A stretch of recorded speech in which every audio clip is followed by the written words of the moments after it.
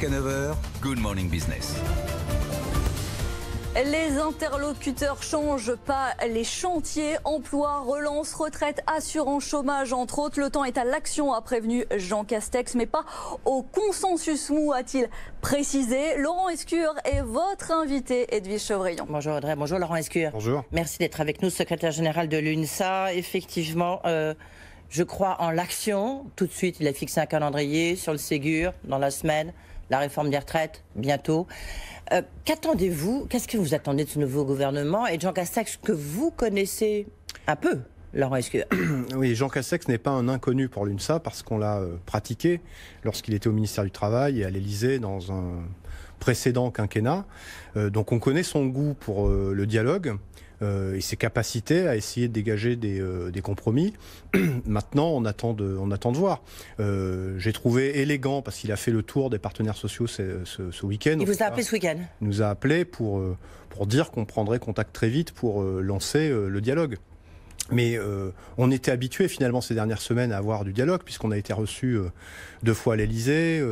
On a eu 2 visios avec le président de la République, 2 visios avec le Premier ministre. Donc je vais dire que c'est une continuité. Maintenant, il faut que le dialogue soit fructueux et que ce ne soit pas simplement une écoute. Mais il vous a dit quoi dans ce coup de téléphone? Il vous a dit on va passer à l'action rapidement? Salut républicain, on n'est pas rentré dans les dossiers. Simplement, il voulait prendre contact. J'ai été sensible. Je pense que c'est une bonne pratique. Une bonne augure. Vous regrettez le départ d'Edouard Philippe?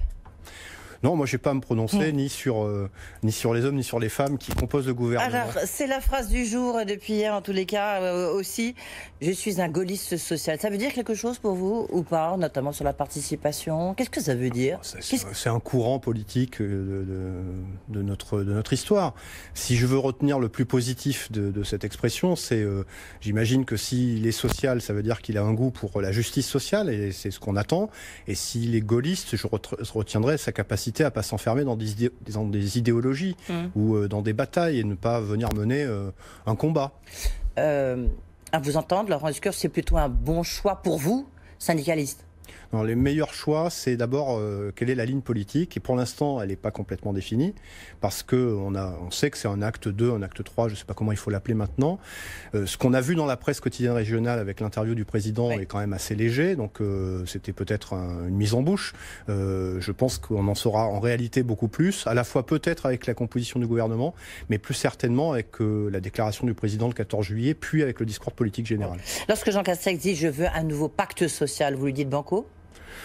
On peut rénover notre pacte social. Attention à ne pas bousculer ou à ne pas déguiser dans le cadre d'un pacte social des mesures qui ne font pas consensus ou qui ne seraient pas de nature à rassembler notre pays qui est au bord d'une crise économique très lourde après la crise sanitaire et qui va impacter évidemment la situation sociale.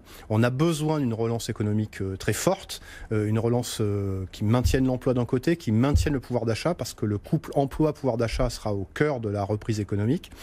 Et puis, il faudra qu'on regarde ce qu'on fait de cette dette publique et de cette dette sociale liée au Covid. Nous, on plaide à l'UNSA pour qu'elle ne soit pas mélangée aux dettes ordinaires et qu'elle soit un peu mise de côté. Il y a une dette Covid, comme une dette Covid, mais que souhaite faire, c'est ce que souhaitait faire l'ancien, enfin le ministre, ou on ne sait plus, ministre de l'économie actuelle et peut-être futur. Pour être très précis, il ne s'agit pas simplement de prendre la période où on a été en confinement et de dire ça, on le flèche sur une dette spéciale.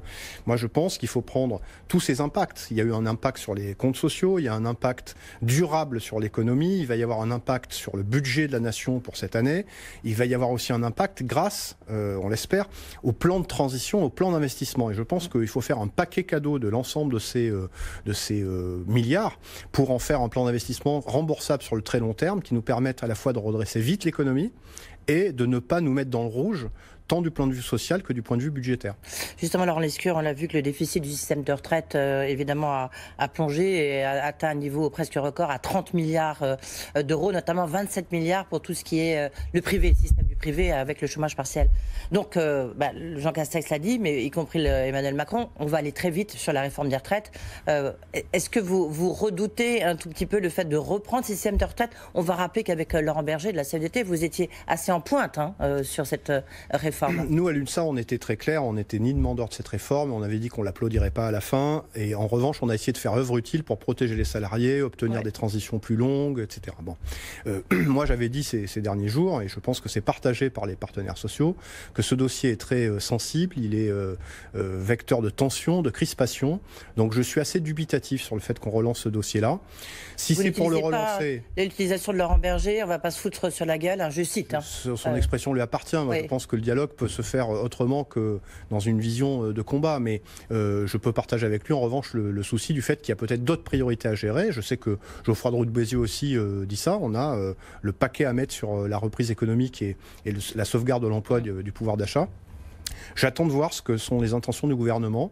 S'il s'agit d'améliorer encore des choses que nous avions améliorées dans ce système, même s'il ne nous permettra pas d'applaudir à la fin, ça peut se discuter, mais je suis quand même inquiet des tensions que ça va créer.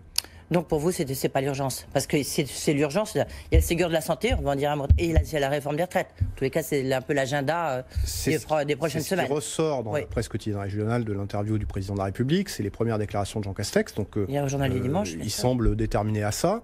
Je pense qu'on va... Vous le regrettez, vous dites? On va essayer de le convaincre de faire autrement. Oui. Abandon de l'âge pivot, ça serait possible pour une réforme en douceur?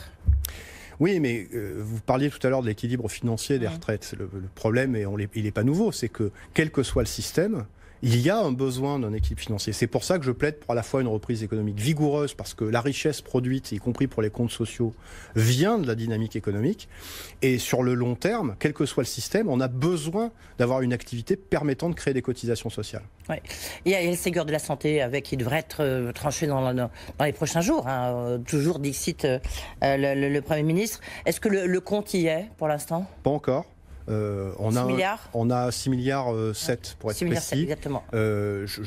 C'est une somme qui est conséquente. Hein, on ne va pas dire que c'est rien. Mais si on veut vraiment amener les revalorisations dont méritent les personnels soignants, je pense qu'il manque encore entre 1,5 milliard et 2 milliards parce que on a 2 millions de personnes concernées. C'est-à-dire qu'il n'y a pas seulement les 1,2 million personnes des hôpitaux publics, il y a aussi les soignants du secteur privé. Et donc du coup, et c'est très bien que les deux bénéficient de ces revalorisations, mais du coup il faut faire encore un peu d'efforts en termes budgétaires. On voit sur les plans sociaux se multiplient. Comment est-ce que vous voyez la rentrée sociale, Laurent Escure? Très dur. Alors il faut regarder parce qu'il y a des indicateurs qui sont contrastés. Il y en a qui sont très positifs parce qu'on a une reprise qui est assez vive dans certains secteurs et on en a d'autres avec notamment des secteurs qui étaient fragilisés avant la crise du Covid. Le secteur de la grande distribution était fragile, celui de l'automobile également, celui de l'aéronautique également, celui du textile.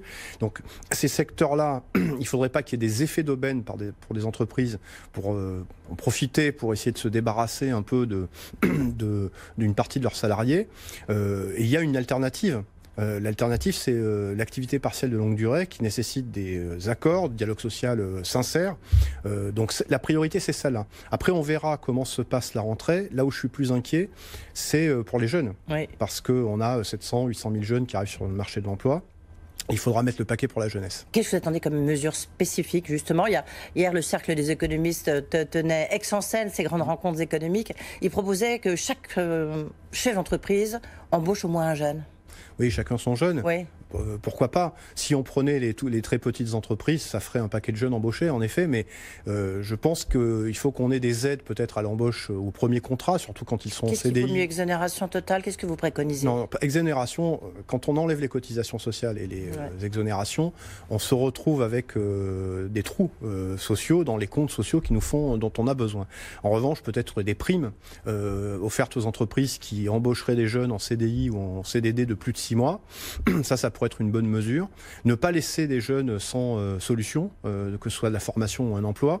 Et peut-être, parce qu'il y a un besoin de pouvoir d'achat, il faut qu'on remette du carburant dans l'économie. Sur le pouvoir d'achat, il y a les premiers de corvée qui doivent être enfin récompensés.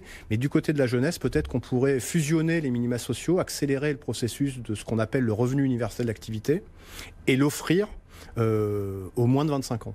À tous les jeunes de moins de 25 ans? Après, ça se discute, mais je pense que cette fusion des revenus, des minima sociaux dans un revenu universel d'activité aurait le mérite pour les nouveaux entrants de l'avoir tout de suite, pour les anciens d'avoir un droit d'option, Après, on peut discuter entre 18 et 25 ans où se situe la frontière et est-ce que c'est évidemment ceux qui ont un domicile fiscal indépendant, ça se discute. Mais je pense que ça serait un signe parce que cette génération risque d'être vécue comme une génération sacrifiée. Justement, Philippe Martinez, le leader de la CGT, a dit ce week-end, maintenir des gens, je cite, au travail plus longtemps empêchera les jeunes de trouver un emploi.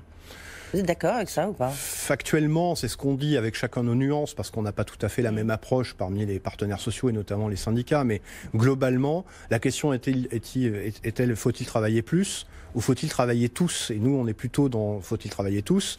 Et c'est vrai que la crise de l'emploi chez les jeunes est un vrai problème. Donc, commençons par traiter la question des jeunes. Plus il y aura de jeunes qui seront sur le marché du travail, plus il y aura de cotisations sociales. La participation?